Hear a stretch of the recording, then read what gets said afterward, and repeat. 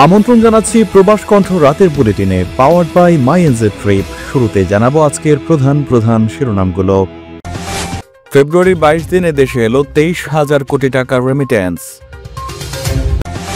মালয়েশিয়ার প্রতিশ্রুতি, মিয়ানমারের সংকট মোকাবেলায় সক্রিয় ভূমিকার আহ্বান। সৌদিতে এক সপ্তাহে 21,000 অবৈধ প্রবাসী গ্রেপ্তার। দেখছিলেন শিরোনাম, এবার বিস্তারিত। আমার নাম রুকন, আমি একজন প্রবাসী। আমি 7 বছর বাহিরে ছিলাম। আমি 6 মাসের ছুটিতে দেশে আসছি। আমি যখন আগে টিকিট কাটার জন্য শহরে যে ট্রাভেল এজেন্সিতে যাইতাম, অনেক ঘোরাঘুরি করতে হইতো আমার। কাজ রেখে ওখানে যে টিকিট কাটাটা অনেক প্রবলেম হয়ে যাইতো আমার। তো আমি একদিন ফেসবুক চালাইতে এনজেড সম্পর্কে জানতে পারলাম। তারা নাকি ঘরে বসেই আমার এইটাতে টিকিট কেটে দিব। তাদের সাথে যোগাযোগ করলাম, পাসপোর্টের যে ফটোকপি তাদেরকে আমি সেন্ড করলাম, সাথে সাথে আমার টিকিটটা আমার ফোনের মধ্যে তারা পাঠিয়ে দিল।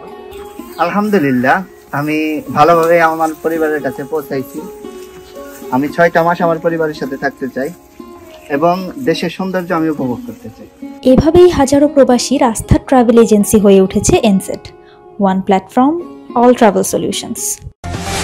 দেশে চলতি ফেব্রুয়ারি মাসের প্রথম 22 দিনে বৈধ পথে 192,99,40,000 মার্কিন ডলার রেমিটেন্স এসেছে। দেশীয় মুদ্রায় যার পরিমাণ 23,738 কোটি টাকা। সেই হিসেবে দৈনিক গড়ে রেমিটেন্স এসেছে 1,079 কোটি টাকা। রোববার কেন্দ্রীয় ব্যাংকের প্রকাশিত হালনাগাদ প্রতিবেদন থেকে এই তথ্য জানা গেছে। কেন্দ্রীয় ব্যাংকের তথ্য পর্যালোচনা করে দেখা গেছে, চলতি ফেব্রুয়ারি মাসের প্রথম 22 দিনে দেশে রাষ্ট্রায়ত্ত ব্যাংকগুলোর মাধ্যমে এসেছে 68,69,80,000 ডলার। বিশেষায়িত একটি ব্যাংকের মাধ্যমে এসেছে 14,44,00,000 ডলার। বেসরকারি ব্যাংকগুলোর মাধ্যমে এসেছে 109,43,00,000 ডলার এবং বিদেশি ব্যাংকগুলোর মাধ্যমে এসেছে 43 লাখ মার্কিন ডলার রেমিটেন্স। চলতি 2024-25 অর্থ বছরের জুলাই থেকে ফেব্রুয়ারির 15 তারিখ পর্যন্ত দেশে 1,789,17,00,000 মার্কিন ডলার রেমিটেন্স এসেছে। অর্থ বছরের প্রথম মাস জুলাই এসেছে 191,37,70,000 ডলার।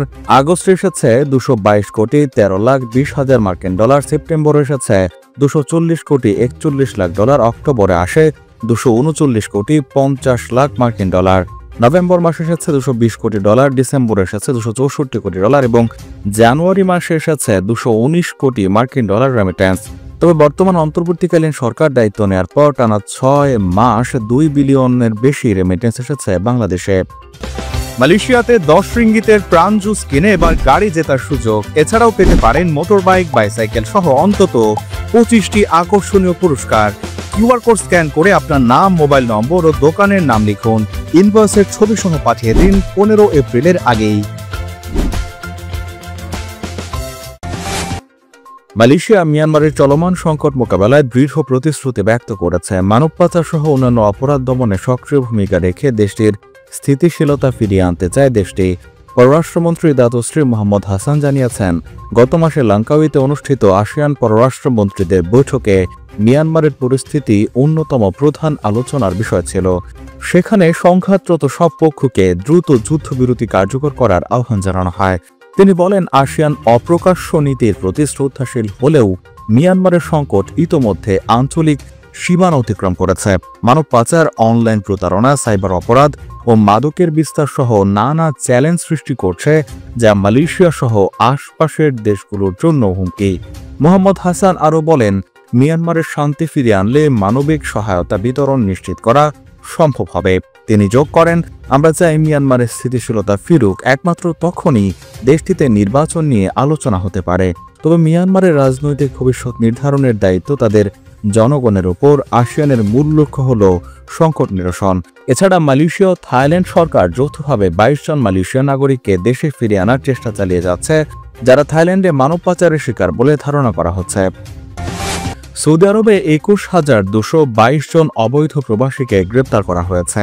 গত এক সপ্তাহে একাধিক ঘটনায় জড়িত থাকার কারণে তাদের গ্রেপ্তার করা হয়, যার মধ্যে রয়েছে আবাসিক আইন লঙ্ঘন, সীমান্ত নিরাপত্তা এবং শ্রম আইন লঙ্ঘন।